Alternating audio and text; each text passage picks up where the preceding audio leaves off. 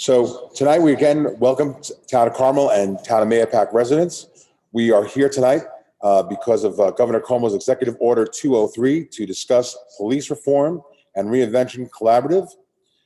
Tonight I am joined by panelists, the Town of Carmel Supervisor, Kenny Smith, Town of Carmel Deputy Supervisor, Susie McDonough, Town of Carmel Police Chief, Anthony Hoffman, Town of Carmel Police Lieutenant John Dearman, Town of Carmel Police Lieutenant Stephen Kunz. I am John Iorio, and I am the chairman of the Mahopac Carmel Chamber of Commerce. Your input tonight is important in forming a collaborative working relationship with the Town of Carmel and the Town of Carmel Police Department. The open forum is to hear constructive and productive input from the various stakeholders, organizations, committees, and residents. During the forum, please refrain from any negative, offensive, disparaging, and insulting comments. I will block any participants that choose to do so. You will have to put your comments or whatever question you'd like to ask in the chat below, raise your hand, and then I will introduce you into the panelists. And you will have 3 minutes to ask your question, and then the panelists will reply. We're going to open up with a statement from the Carmel Police Chief. Okay, thank you, John. My name is Anthony Hoffman. I'm the Chief of Police for the Town of Carmel. I'd like to wish everyone a good evening. In June of 2020, Governor Andrew Cuomo issued Executive Order 203, titled the New York State Police Reform and Reinvention Collaborative.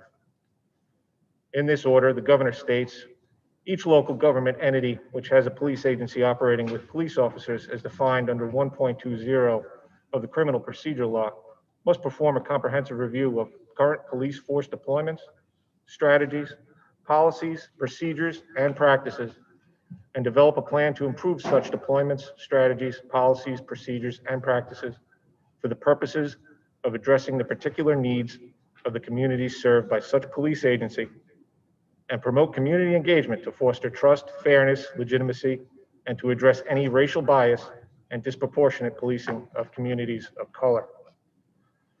To this end, the town supervisor and town board, in their role as the Board of Police Commissioners of the Town of Carmel, directed Commanding Officer of the Carmel Police Department, Lieutenant John Dearman, to begin the process of review along with community stakeholders and to initiate a plan to improve the operations of the Town of Carmel Police Department.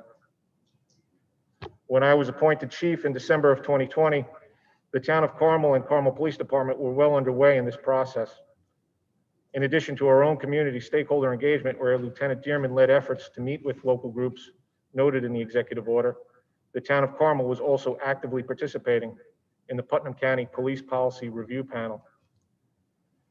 Taking to the state's suggestion that a countywide process may be useful during parts of this process, the town and the CPD leveraged the greater resources of the county and the PPRP to reach more members of the community and surrounding areas to be able to gather additional feedback from these individuals and groups to assist us in preparing a plan that meets the requirements of the executive order and provides a framework for ongoing community engagement and department improvement into the future.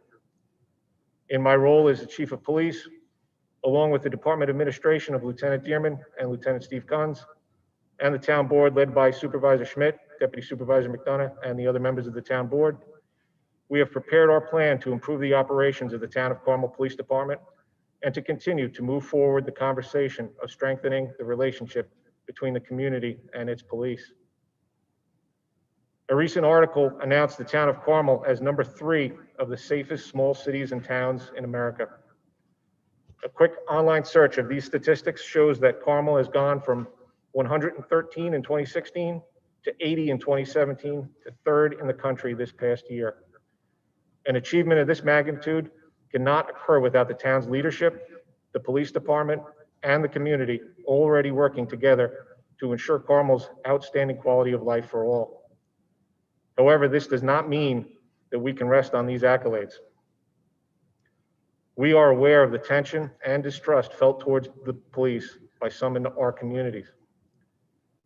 It pains us as professional police officers and as members of the community when we see others in uniform violate the trust that our neighbors place in us to serve them and to keep them safe and secure. When those to whom we have sworn an oath to protect don't believe we will do so fairly and impartially, we need to take action to mend our relationship with the entire community. Our reform plan that we will discuss tonight is only the first step of this action. As a continuing process, police-community relations will not end with the filing of this reform plan with the state. We are instituting changes in our policies and reviewing our entire policy manual with the assistance of legal experts in the field. We are improving our training doctrines to ensure that we meet the needs of the community while maintaining our officers' safety and well-being. We are also updating and improving our community engagement and outreach programs to promote public feedback and keep an open dialogue with those who we serve. The men and women of the Town of Carmel Police Department do a tremendous job to serve and protect the community every day. In my short tenure as their chief, I have seen their professionalism and dedication to the residents and visitors of this town on a daily basis. I am grateful that the town board has the confidence in me and my abilities to help lead such a great department. I feel a great sense of gratitude to all community members and groups that have shown me such a warm welcome, even those who have shared their critical views of policing and our department. As I've said to many of you, I look forward to the day when we can all interact on a more personal level again. And in closing, thank you all for participating in this event. We will review and incorporate your input from tonight and our additional session in March into our final reform plan to be brought before the Town of Carmel Town Board for resolution and finally submission to the state by April 1st. We truly hope that the community feels a sense of involvement and shares our sense of importance in this undertaking. Thank you. Okay, we're going to add in attendee A3 to speak to the panelists. Remember, you have 3 minutes.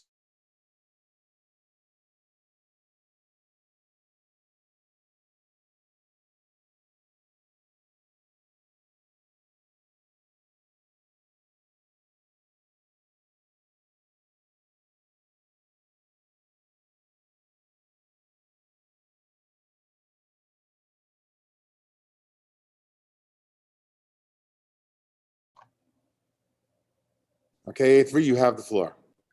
Hi, am I A3? Hello, am I A3? Yes, okay, great.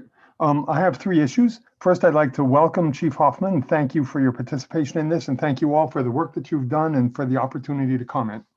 The first of my comments is that there are some excellent protocols for use in mental health incidents that help to reduce the probability that a person with a uniform and a gun entering a mental health incident will result in escalation. 2 examples are the Denver protocol, which is being used in Colorado, and the CAHOOTS protocol, which is being used in Oregon. And I do not believe I saw anything in the report about looking into the possible use of those in the Carmel Police Force. I'd recommend that. The second thing is about licensing.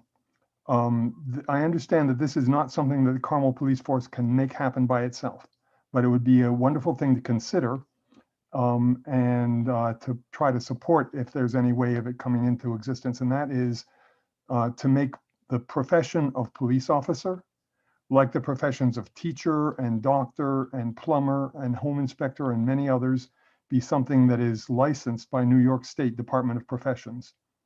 When a job like this is licensed, it means that the Department of Professions comes up with a test that you have to pass in order to qualify. They come up with other requirements like educational requirements or experience requirements or whatever else. There's a code of ethics. All of this is done in collaboration with leaders in the industry. And there's also a procedure for a person to lose their license if they violate the terms of the licensure. A lot of issues that are challenging about relationships between communities and police could be handled more easily if there was a licensing structure underneath it. My third issue, and the one that I care the most about, is that in the town of Carmel, I don't know whether they live here or whether they just come here to bother people, but there are a significant number of people who are well, let me say this. When the Back to Blue events happen, there's a bunch of people who I find very unsavory who show up carrying Confederate flags, carrying the Proud Boys flags, wearing Proud Boy uniforms, carrying the same flags, including the blue line flag that were carried during the assault on the Capitol, chanting the same chants. And it seems as though if someone has a white face and a blue line flag and says to a police officer, "We've got your back," that the police officer is very likely to trust that person. And that is at their risk, because we saw what happened in the Capitol where people used the blue line flag to beat and try to kill police officers. Carrying that flag does not mean that you're the police officer's friend. It just means that you're carrying a disguise that tries to ingratiate yourself with them. People like that have been treated very well in Carmel. They've been permitted to engage in intimidation and menacing behaviors, and police officers have expressed solidarity with them. Maybe things have changed since the events in the Capitol, but I believe that there needs to be more of an ability within the police department to be able to recognize whether or not people have been engaging in calls for violence or have been supporting those who call for violence. And such people, I'm not saying there is anyone in the police department who is like that. I believe people have been misled and deceived, but there needs to be more ways of freeing the police officers from that kind of influence. That's the end of my remarks. Thank you very much.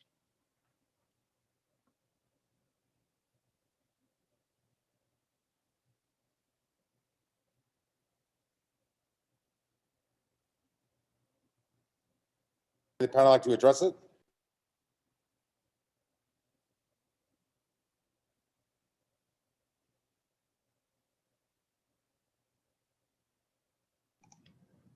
All right, sir, well, first of all, thank you for your comments. To address each of your points as you stated them, first with mental health. That's part of the training issues that we're looking into.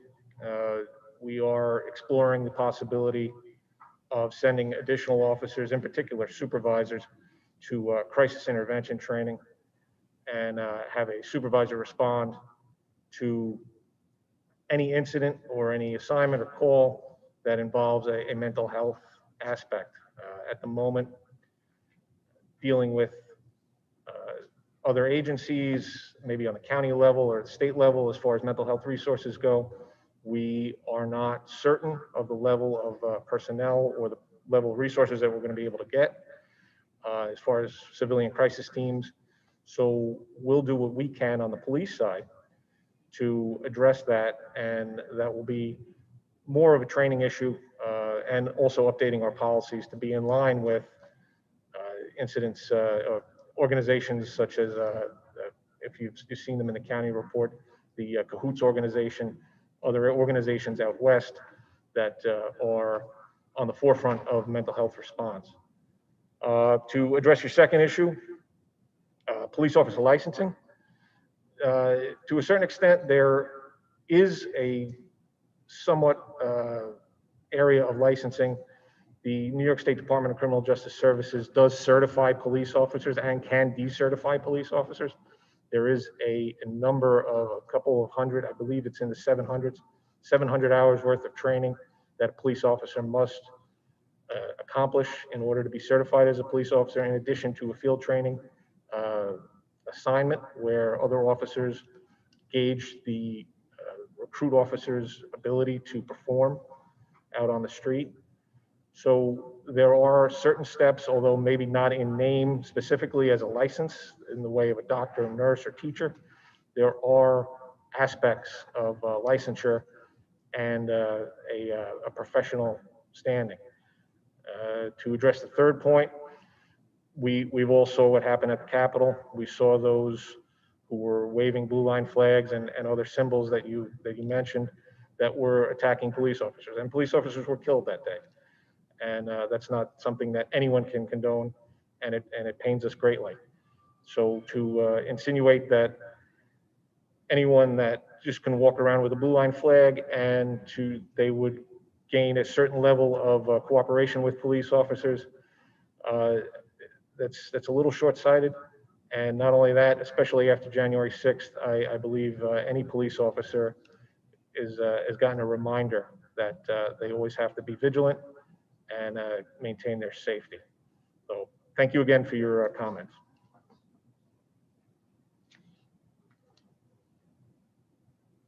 Is there any?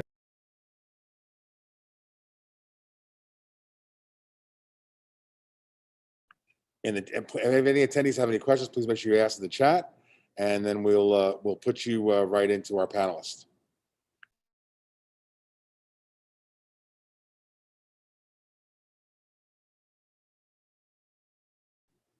While I wait to have somebody else come on, does anyone else have any? I'm sorry. Does anyone else have any?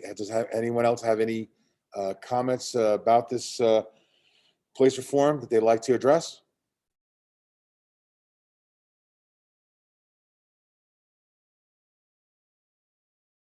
Okay, we have A7 that has a comment to make.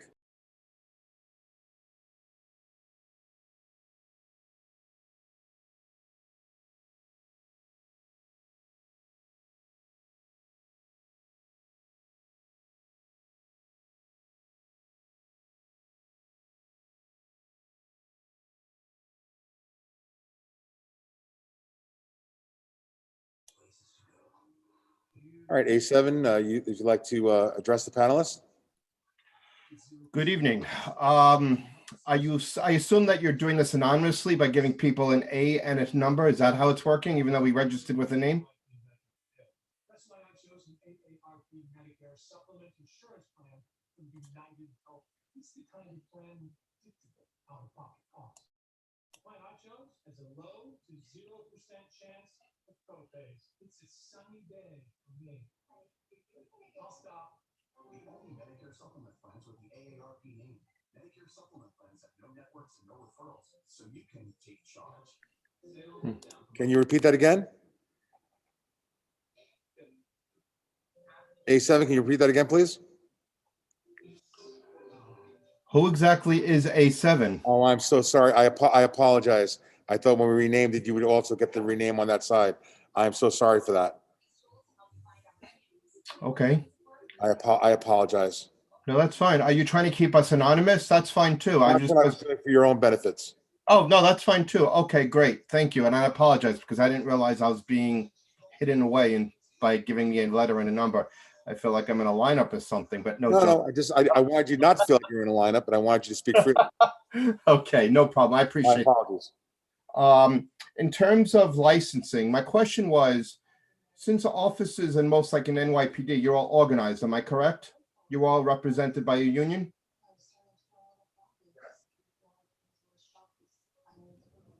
Yes. Yes.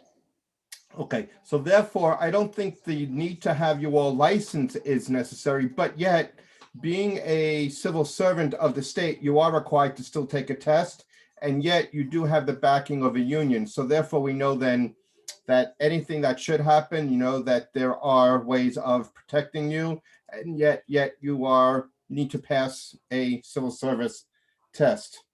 I do agree with some of the comments made by the previous speaker. I just want to be reassured that, you know, what happened at the Capitol, that doesn't happen amongst our offices here in Carmel. It is quite disturbing to see what had happened. I should only hope I should never see it happen here in Carmel. I know that we've had Black Lives Matter protests out in front of the old courthouse. Everything went smoothly. I'm glad that had happened. And I just want to make sure that there should be no other incidents, or there should never be an incident where there would be a problem.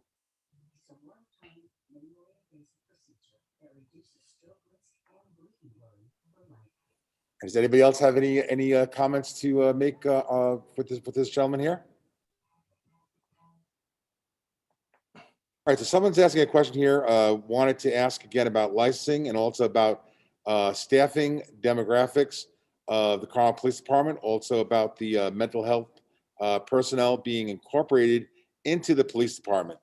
So give me a second, and the person that asked that question, I'm gonna move you into the panelist. Just yesterday, we are joined now by Dr. Natalie Azar, clinical professor of medicine and rheumatology at NYU, Langone and NBC, contributor. First, tell us why. Why are the numbers going down? Well, you know what? Experts are citing. Okay, so the person that was asking that question, you can address the panelist.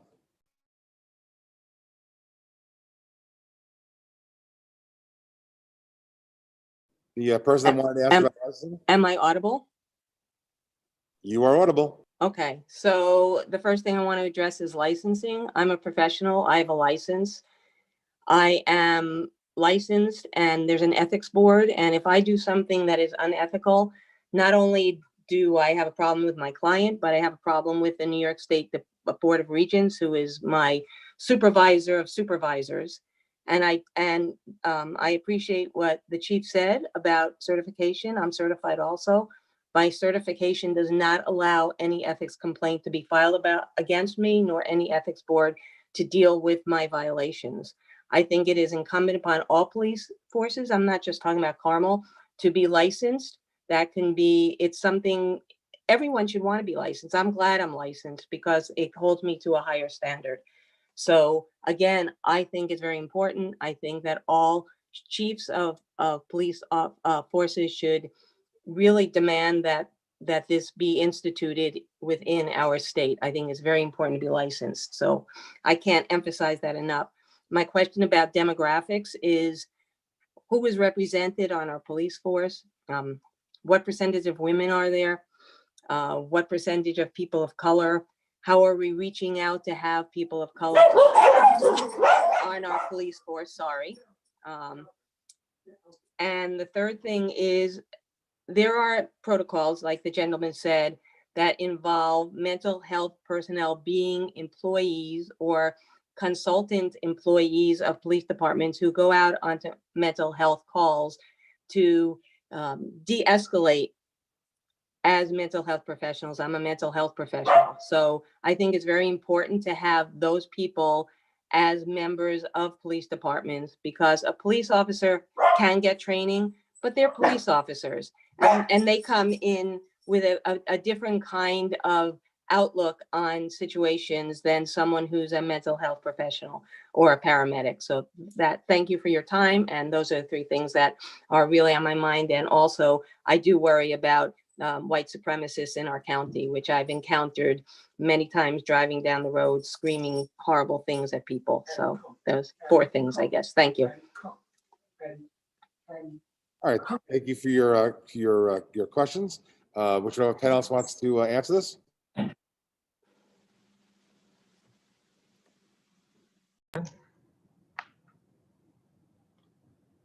All right, thank you for your comments. Again, to speak to licensing, like I said, there are, like we mentioned before, even you mentioned in your question, there is a certain level of certification, decertification through the Department of Criminal Justice Services. We also do have a Board of Ethics for the town of Carmel, and many other municipalities do as well. The former municipality that I work for does. And when you speak of the supervisors, a Board of Education, so forth, we are answerable to our elected officials, and those elected officials are answerable to the voting public. So again, while it's not licensing in name, there are basically many of the same aspects involved.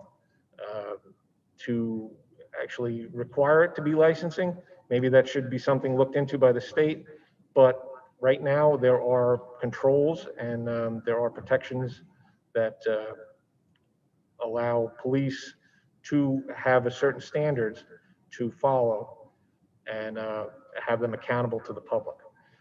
To address your second point, as far as demographics go, the town of Carmel Police Department is reflective of the community it serves. We do have a number of female officers a number of officers in the Latino community as well represent the department. Right now, those numbers are, and I don't want to be misquoted, so I'm not going to say the exact numbers, but those numbers are in line with the demographics of the community. And then to also address your point about mental health integration, we would be willing to look into that, as many police agencies would be. The fact remains, though, is that we are doing what we can with what we have. And right now, it becomes a training issue. We have to train our officers, and we have to respond with the resources that we have. But going forward, if there is a resource available to the police department that we are able to bring mental health professionals in to assist us in responding to nonviolent calls, that would be more than welcome by, I can pretty much speak for every police officer in the state, that they would welcome the help greatly. And on your final point, as far as white supremacism goes, all extremism for us police officers is a concern, and it's linked to criminal activity, and it's something that we don't tolerate. And if it is seen and it is experienced, we are here, we are available. Let us know, and we'll investigate it thoroughly. So thank you for your comments.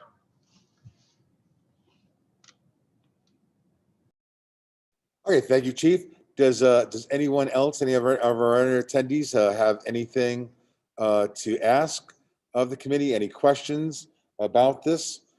Please feel free to speak up. Put your question in the chat, and then while we're waiting, if any of the panelists have anything they'd like to say about this reform and working on it. I know a lot of work went into this, and I appreciate all the effort that was made.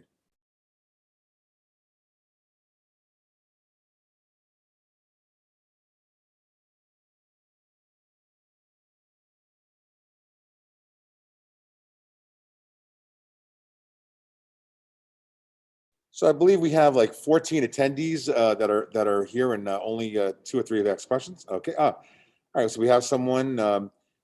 This is money will be available for training and mental health if and when the Heroes Fund is passed in Congress. We need to remain hopeful.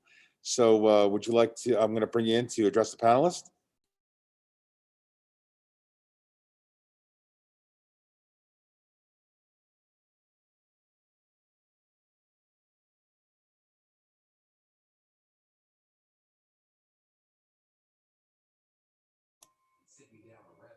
Okay, so person that just made that comment, would you like to address the panelists? It was really more of a comment, but yet I could say that I also kind of left out in my previous statement that mental health services are definitely needed within the Carmel Police Department. It would certainly ease you guys and brothers and sisters. I'm a union person as well. It would certainly ease up the offices from doing any kind of mental health to be able to handle a lot of other crimes that might need to be addressed. So the Heroes Fund is something that we've been looking forward to getting passed for a long time right now. Regardless of what happened in the past, we do have a change in Washington. We do need to remain hopeful that the money that was tied or is tied still to the Heroes Fund will get passed through Congress, and that money should be applicable to city and state departments. That would include the Carmel Police Department, because that money certainly could be used to then train you guys. Let me say, to train the officers. I don't mean to be sexist in any way. To train the officers and to hire more mental health professionals. Thank you. Does any of our panelists have anything more to add to that gentleman's comment?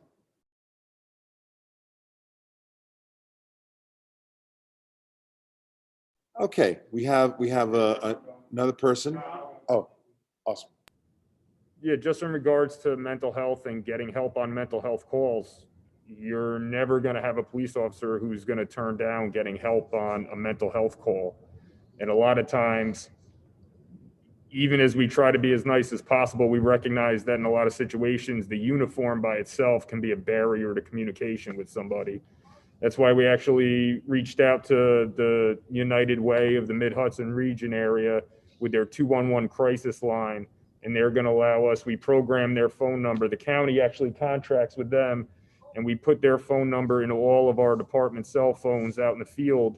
So if we are having, I don't want to say a problem, but if we're dealing with someone in mental health crisis who isn't responding to us, we have the option of putting that person on the phone with a mental health crisis counselor who can then try to assuage their fears and that let them realize the police are there to help them, not hurt them, and to get them the professional mental health training that they need.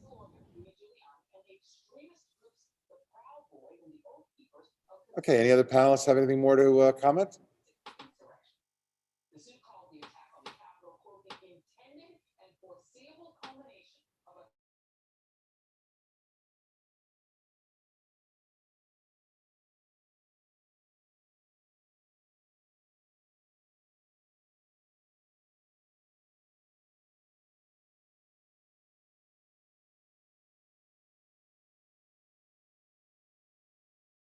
Okay, we have someone here that's that already was on once, but they're asking another question regarding the proposed Public Accountability Committee.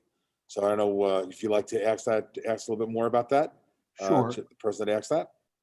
Sure. The county is having a very similar review and is creating. You're on? Am I on? Yeah. The county's having a very similar review and is creating a very similar document. The attendee that asked about Public Accountability Committee. Yes. Yes, I am attempting to ask that question. Would you like to speak? I'm talking now. Okay. So the county has a very similar study and a very similar document. And in it, they make a proposal to have a public accountability committee that will have members of the public and members of the management of the sheriff's department, and I believe some members of the county administration, who will meet on a regular basis to review any issues that may be between community members and the sheriff's department. There's been a lot of very positive response to that. People feel, especially if some communities who feel that they're at risk of being unfairly policed are represented in the panel, there's a feeling that that will be a way of creating better relationships between those communities and the sheriff's department. I'm wondering if that panel would have any relationship with the Carmel Police Department, or if there might be a similar effort to create any community relationship structure such as that. That's the end of my question. Thank you. Who would like to address that? All right, well, thank you again for your comment. And as a matter of fact, hold on, let me mute there we go. Okay. I've been in talks with Sheriff Langley recently about his public advisory council. He is proceeding with that. He's speaking to certain members of the community to join this council. He inquired if the town of Carmel would be interested, and based on his thoughts and then what the subcommittee groups offered in the county reports, it sounds promising. It's something that we will explore. If it's something that will work for the town of Carmel, then we can join in. We wouldn't want a duplication of effort. So we could possibly have our own committee, but if it works better on a countywide basis, then yeah, we could participate in that and, hopefully be able to garner greater feedback from the community at large, not just from specifically Carmel, but potentially from other people that may travel through our community or work in our community and live elsewhere. So yes, we are aware of that with the Sheriff's Department, and we are in discussions with them right now. So thank you. Thank you.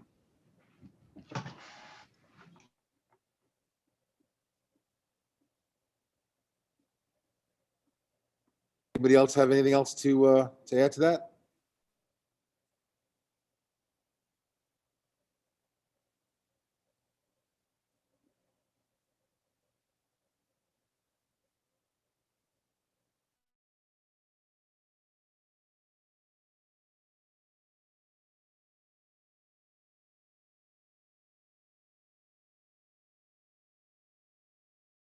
Okay, we have a question for Chief Hoffman.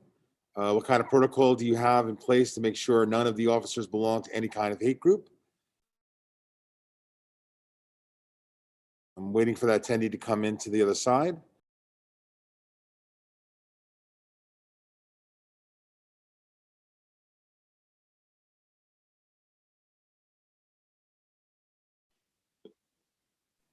Okay, attendee that was asking that question, you can address Chief Hoffman. Okay. That was my question. Okay. All right, well, to address your question, there isn't a specific protocol to make sure that none of the officers belong to any kind of hate group, other than a protocol that would address any misconduct on the part of an officer. Although the town does have a social media policy for all town employees, and we are ensuring that our members of the police department adhere to that. If we are made aware of any sort of malfeasance on the part of our officers as far as hate groups go, online activities, anything like that, we will investigate it. Our supervisors will initiate an investigation, conduct an internal investigation. It will go through the department administration and be reviewed by, the executive level, myself, and we will address it through those means. So there's not a specific protocol for it, although it is part of our overall discipline process. So thank you. Can a protocol be made for that? I'm sorry, what was your question? Can a protocol be made? For instance, there are certain other companies, institutions, which I understand you have a zero tolerance, and I heard that. However, there are ways that people can belong to hate groups. And I'm not just talking about white supremacists. I'm talking about any hate group. Any hate group is no good. Is there a way for the police department to really monitor all of their officers? Because just seeing what happened in DC with all of those Army people and police officers being arrested for violence and for carrying arms, it was very frightening to me.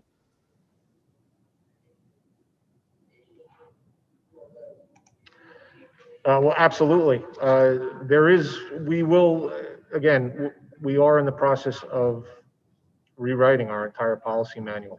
And part of that is taking community involvement and feedback, such as just what you're saying. So, and in light of what occurred in early January, yes, that will be considered. And maybe greater controls will be considered in monitoring our officers to ensure that no extremism is exhibited on the part of our department. Thank you for taking that very seriously. I appreciate that. Thank you, ma'am.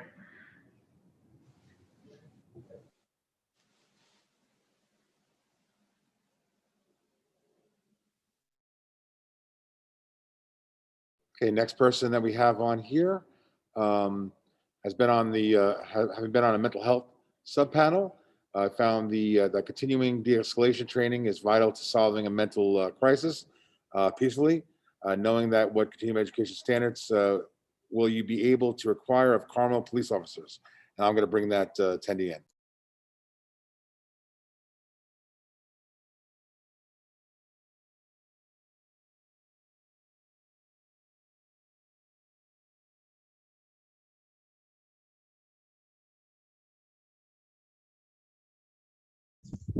Yes, thank you. So, as I mentioned, I was on the mental health subpanel for the county, and one thing we all agreed on was that crisis intervention training and de-escalation techniques are very vital to the peaceful resolution of a mental health crisis.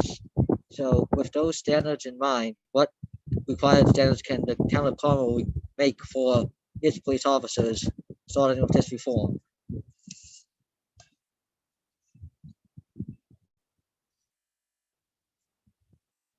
Which one of the panelists would like to answer that? I'll speak to that, John. Well, on the most immediate level, we've already had an officer attend, and we're going to have a second officer attend a de-escalation and critical decision-making instructor course. And what that will entail, it will train these officers as instructors to be able to come back and teach the remaining members of the department, the entire department, in practical de-escalation techniques with mental health crises, with other incidents, critical incidents that police respond to. It will include, I'll actually, read, it's in part of our report here. If you have access to it, it's on page 11, that the course will enable these two officers to come back and teach the following topics to the rest of the department: situational assessment, de-escalation methods, evaluation methods, temper control, tactical reasoning, tactical communication. That's our immediate plan. Again, we do what we can with what we have. This opportunity presented itself to train our department in de-escalation techniques, and we took it. We're having two officers attend this instructor course. Once they come back, hopefully later in the spring, we'll be able to start rolling this out to the entire department so we can get our officers all in step with a greater sense of de-escalation training. And we'll stay informed with our regional partners, particularly in Westchester County Police Academy, as to what they offer in de-escalation training, and also whatever resources we can be provided through other entities like the county and the state, and we'll go forward in that regard. So thank you for that. All right, and may I ask one more related to that? I'd just like to ask if an officer does not attend these trainings, what will happen in that event? Well, it's not a matter of an officer not attending. They don't have the option. As employees of the police department, the department administration and myself, we determined that this is the best step forward for our department. And as employees, that's what they're going to be sent to do. They're going to be sent to attend this de-escalation training. And not only that, but to display a certain level of proficiency, or otherwise they'll qualify for remediation training or other disciplinary measures if they don't measure up. Thank you, Chief Anthony. I appreciate it.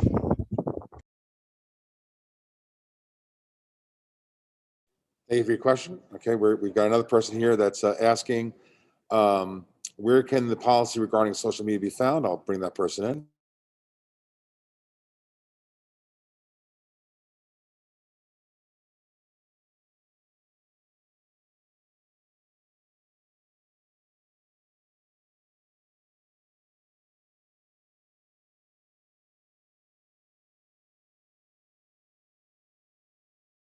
They're asking, where can that policy regarding social media be found?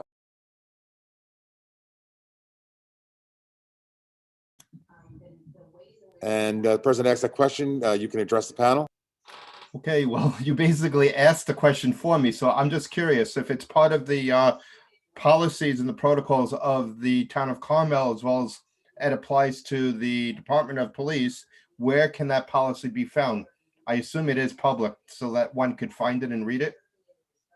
If not, can it be shared?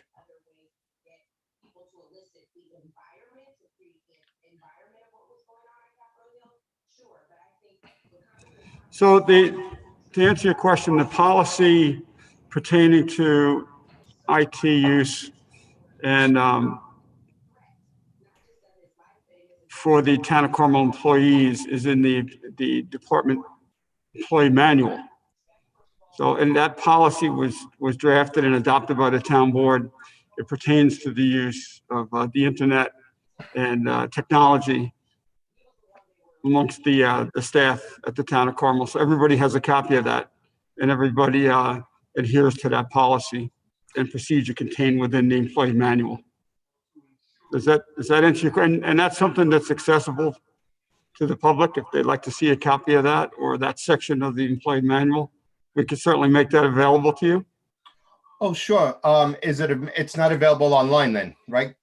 No, it's not online. It's actually in the employee manual, the employee handbook. Okay. But if you contact my office, okay, I could provide you with a copy of that. All right, Kenny, I appreciate that. When was it last updated? Just out of curiosity. the town board updated and adopted the amendments to the employee handbook. I believe it was a little over 2 years ago, but about 2.5 years ago. And how often does it get reviewed for making amendments? The board, it's typically the board will review the employee handbook and the language contained within it with the town attorney and also labor council. I wouldn't say it's done annually, but it could be done, semi-annually. Every 2 years, I would say that we take a look at it to make sure that it is in keeping with the policies and procedures that we'd like our staff to adhere to and follow. I agree. Okay, thank you. Kenny, I'll reach out to your office. Yeah, reach out to my office and we'll get you a copy of that. I appreciate it. Thank you, brother. You're welcome. Thank you very much.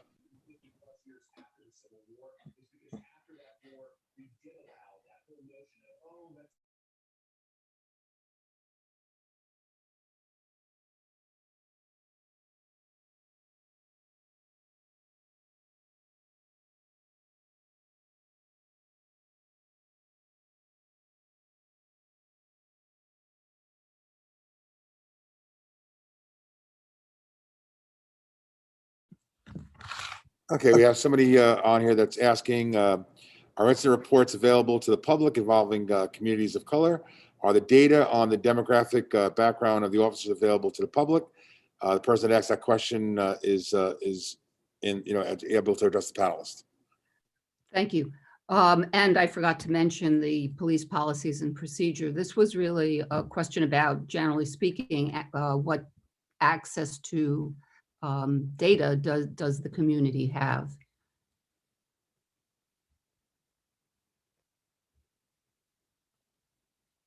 Would like to address that?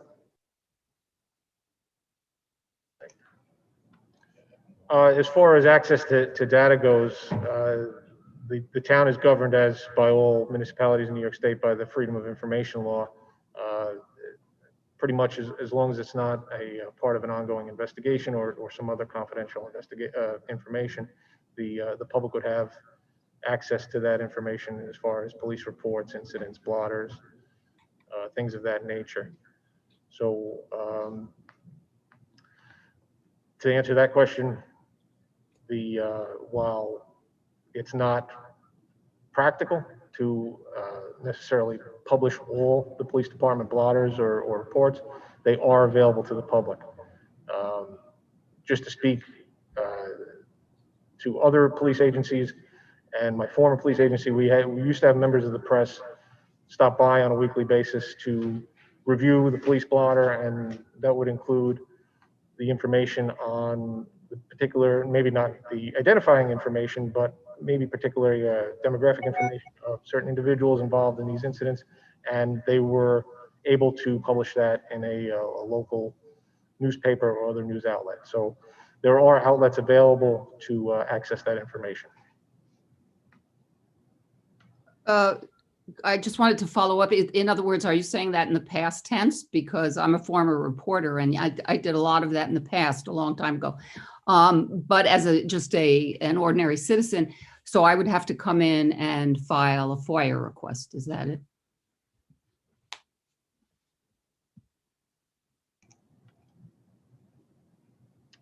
Would like to address that? Yeah, not in past tense. That is an ongoing ability as far as the press coming in and reviewing police blotters. I mean, you may construe that as past tense because it doesn't seem to be really a priority of the press, of the local press, at least recently, to specifically do that, at least in this community and my former department. Although I do see it in certain communities in the area, in the region. But there's definitely a possibility. And as far as coming in for a FOIL, anyone is available to come in for a FOIL, to FOIL any information. Again, it does have some constraints. And other than that, whatever we are able to give you, we will. Thank you very much. All right. We're going to move on to the next person. I'm going to move in this person before I speak the question.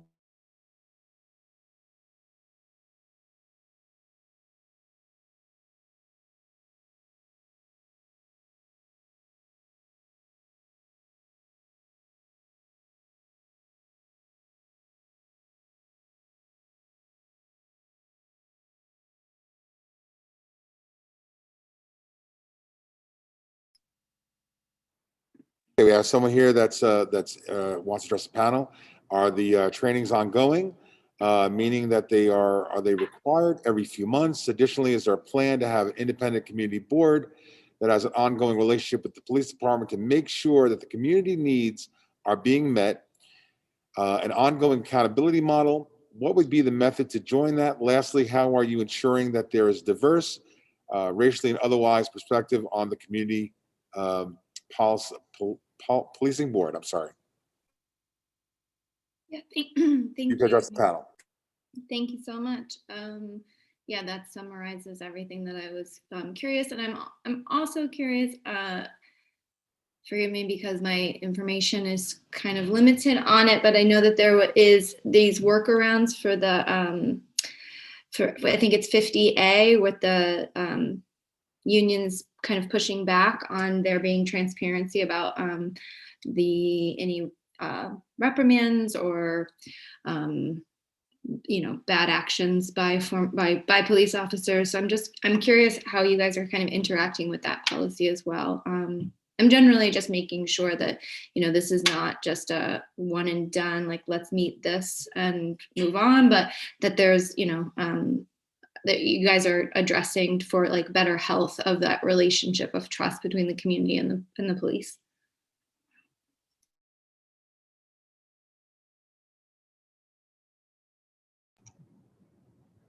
All right, I'll speak to that.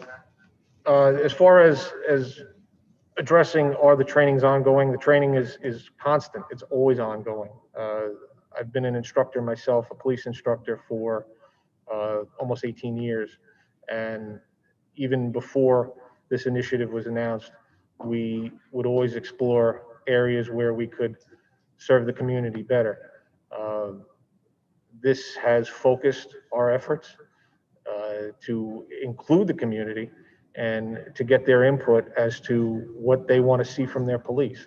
So as far as our training goes, we're seeing a lot, as a prior panel contributor said, we are increasing our training and our department training in de-escalation techniques. And that's always ongoing. Once that gets done, while that's being done, we're going to also explore other training in areas of implicit bias, in mental health response. We are exploring the idea of having short, focused trainings while the officers are meeting up for the beginning of their shift at a roll call training, where a supervisor can share input from the community or input from other law enforcement agencies and help keep our officers sharp as far as their response goes to whatever incidents they may face. To address your second point with an independent community board, again, to follow up on what another contributor said, the sheriff is exploring an advisory council and has contacted us at Carmel Police to see if we would participate in that. And that's something that's ongoing right now. And if that were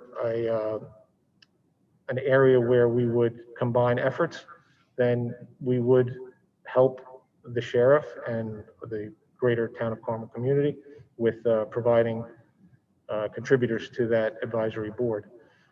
Finally, to mention 50A, the Civil Service Law 50A that has been repealed. There is some challenges from certain police unions. I believe the New York City Police Union is challenging that.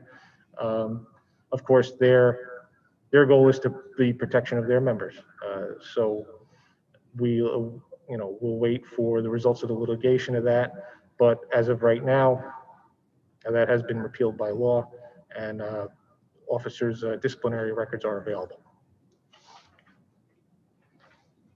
Thank you.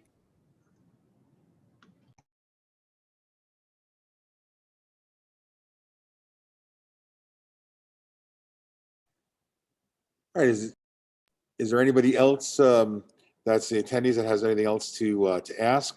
I know that one attendee was very appreciative of the transparency of the panel in answering all questions and the interactive dialogue to the best of your ability, and they feel that it's somewhat different than other panels. So appreciate this to all the panelists. So any other attendees? Anyone have any other comments or questions about this police reform?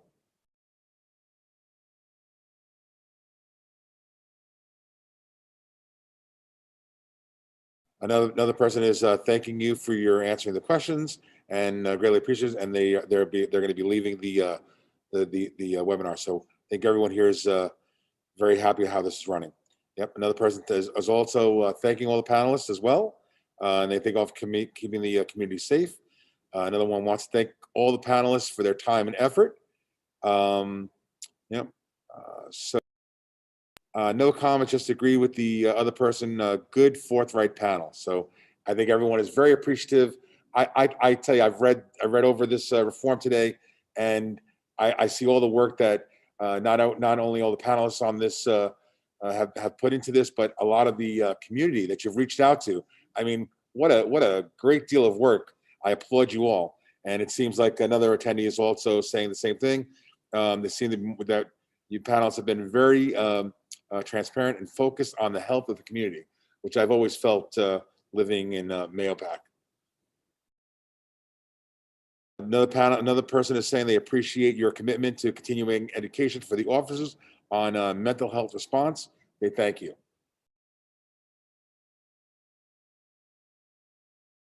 So any more of our attendees? I know we only have like 16 attendees here. If anyone else have anything more to say?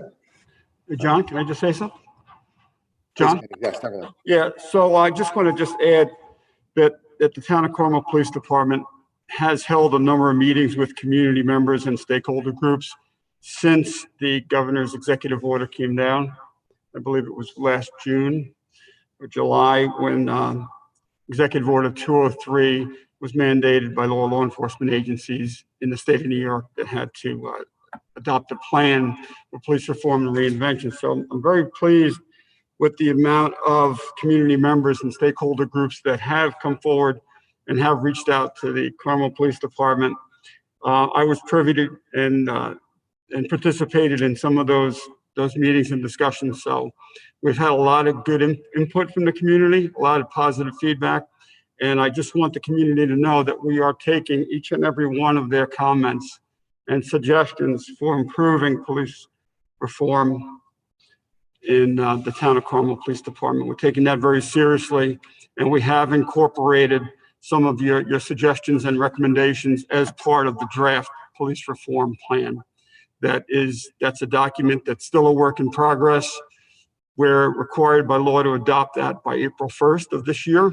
So the plan will continue to probably have some revisions and additional information included in it going forward before it's adopted by the town board by resolution. So you could continue to reach out to the Carmel Police Department and myself if you have any thoughts, suggestions, ideas that you would like us to consider. So if there's any of those recommendations that are relevant, and that's something that we feel is important and should be included in the document, we'll certainly consider doing that. So I just want to thank the community for all of their involvement thus far and continue to be involved in this and going forward until the adoption of the plan. So thank you for that. And thank you, Carmel PD, Chief Hoffman, Lieutenant Dearman, Lieutenant Kunz, for your due diligence in adjusting the police reform plan for the town of Carmel. You've done a great job thus far, and I know you're going to continue to do that and work on this document until the town board adopts it April 1st. So thank you. So we have another person on here that says 50A also affects my members in an indirect way, looking for ways to protect them regarding disciplinarians. So let me bring them into the panelist.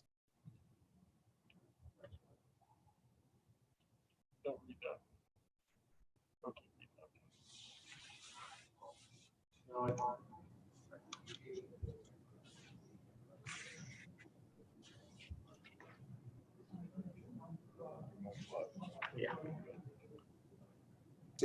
So you've asked about the 50A. Well, not that I asked about it, but I know all about it because my members are also affected by it in a very indirect way. And yet I was about to leave, but I just needed to say a comment that I know what it was like under 50A, that needs to be amended in so many different ways. So I support the officers in regards to that thing, but it also affects the members that I represent as well. So, you know, we seem to agree on certain things, and I'm glad to say that. So thank you. Well, thank you. Does anybody want to address anything more on that?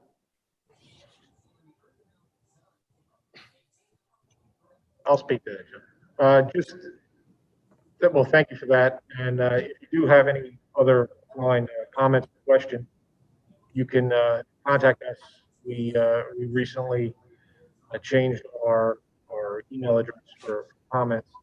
It's and I believe John will put it up at the end of the session here. But if you have to go, it's police@ci.carmel.ny.us. So if you have any issues, if you want to discuss 50A further, you can email us at that email address, or you can call us at the phone number, at our phone number, 845-628-1300, and we'd be glad to discuss that with you. So thank you for your input. Okay, thank you all, Chief. Sorry about that.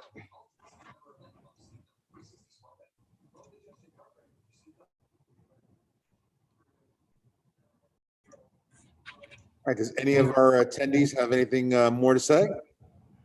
Anyone like to ask any more questions, any more comments? I'd like to tell all the attendees that we have more time. All our attendees tonight that are doing another one, I believe it's March 1st, is that correct? So if you want to read more on openness, have any more questions? March 2nd. Oh, March 2nd. I'm sorry, March 2nd. Same time, John, 6:30. I apologize. Same time, March 2nd, 6:30 to 8:30, same kind of format. So if you didn't get all your questions in tonight, if you want to review, it's on the town website, so you can definitely take a look at it. Take some time to read, but they did a lot of work on this. So you can definitely review it. If you have any other questions or concerns that you may have, as you can see that they're open to listening to any comments.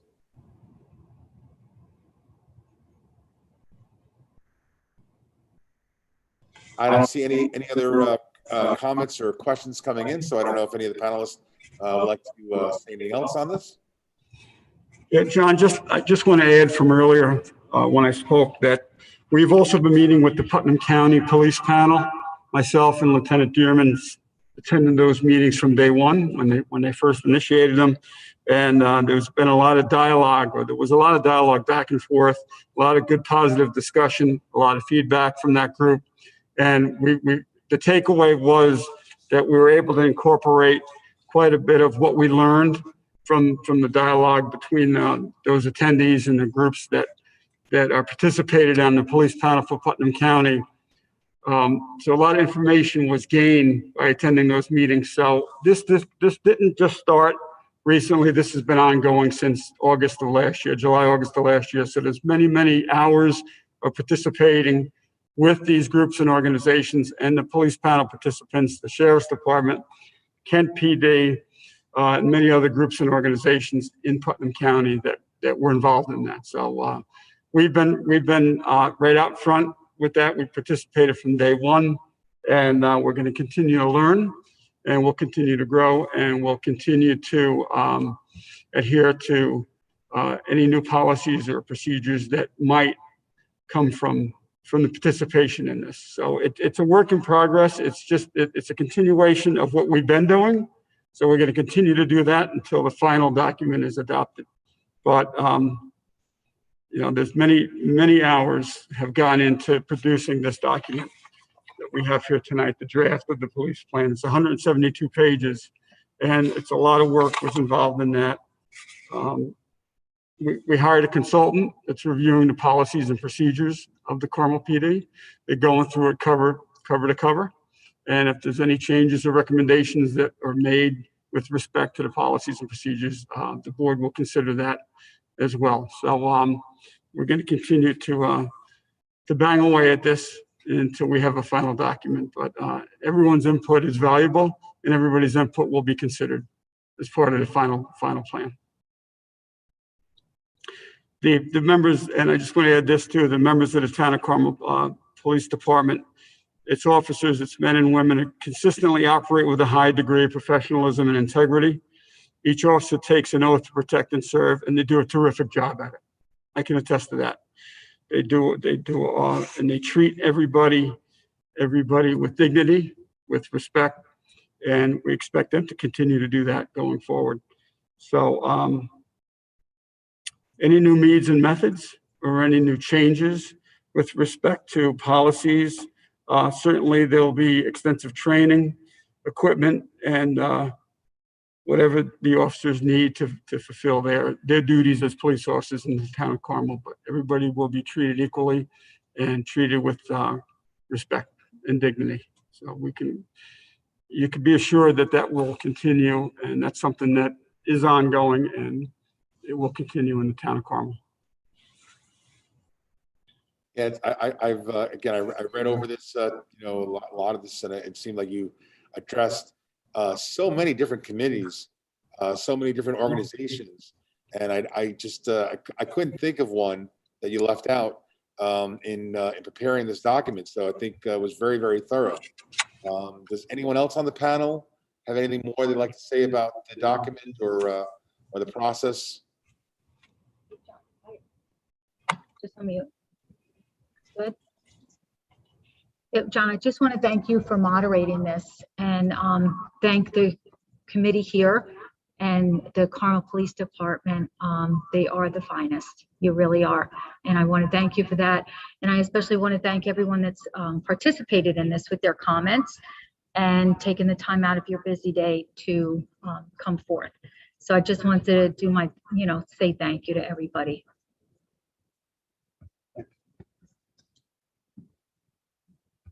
John, do you have anyone else? No, there's no, it seems like of the participants we had a maximum of like 19 participants at one time. There's about 10 attendees left. And it seems like, you've answered all their questions. I don't see anybody new coming in at this time. But again, any one of the attendees that are here, if you'd like to, make a comment, ask a question, here's the forum to do so. Please make sure you put your comment in the chat down below, and I'd be more than happy to call on you. I appreciate the police department's time tonight. The chief definitely, I can tell with having a couple of meetings with you as well as how much you really care about this whole process. So I think you guys are doing a great job. Yeah, John, and I want to thank those members of the community, the public that participated tonight. Their input, we appreciate you being part of this. Your input is very valuable, and any feedback that the purpose of this was for feedback from the community. So appreciate those who joined us tonight. Thanks so much. If there aren't any others, I could go ahead. If you want to give it one more last request, John. If there's not, I'll go ahead with the closing statement. So here's one more chance again. If anyone that's still on here would like to ask any questions, please do so. You did see up there briefly, maybe we can come back up one more time, that if you want to contact the Town of Carmel Police, their email address, we put that up there one more time. It's police, POLICE at ci.carmel, CARMEL.NY.US. That's if you want to email them. Of course, their direct phone number is 845-628-1300. So they definitely it's back up there now. Thank you so much. And so if you want to ask them any questions, or you want to email them something that you think of another question, they're definitely here to give you the information, and they want your input. That's why we're having these discussions, these open discussions. So last chance. Anyone else want to comment about anything? Ask any other questions? I think of the people that attended tonight, I think you've answered all their questions, and they made as whatever comments. So again, I thank all the panelists here. Closing comments. Okay, John, thank you, John. I just want to thank you for agreeing to moderate these public forums. You did a great job. Thanks so much. And we hope to see you on March 2nd again as well. I'd like to thank the panel, Chief Hoffman, Lieutenant Dearman, Lieutenant Kunz, for all the input that you've put into this thus far. We certainly appreciate your efforts, and you've done a great job with it. So thank you. So it's going to be pretty short and simple. My closing is because the chief covered quite a bit of it in his opening statement. So this is all I'd like to say at this point. The Town of Carmel Police Department will operate in a manner consistent with the Governor's Executive Order 203, Police Reform and Reinvention. With that said, the public's input is important in forming a collaborative and working relationship with the Town of Carmel and the Town of Carmel Police Department. The open forum is to hear constructive and productive input from various stakeholders, organizations, committees, and residents. During the forum, please refrain from any negative, offensive, disparaging, or insulting comments. So with that said, the next public forum with respect to Governor's Executive Order 203, Police Reform and Reinvention, will be on March the 2nd. So it's Tuesday, March 2nd from 6:30 p.m. to 8:30 p.m. And it will be the same format that you saw here this evening. Our moderator will be John Iorio, and the panel that's here tonight will be in attendance on March 2nd. So thank you all for participating this evening, and we look forward to your feedback and look forward to working with you and the community stakeholder groups and residents until we adopt the final plan by resolution for the town board to be submitted to New York State. So thank you so much for being here. Good night, everyone. Stay safe and be well, and we'll see everybody soon. Good night. We thank all of our Carmel and Mayo Pac residents. And if you have any further questions, please don't hesitate to email them or to call them. And of course, you can be part of that next webinar on March 2nd. Thank you so much. Thank you, panelists. Thank you. Thank you, John. Good night, guys. Good night. Okay, Dom.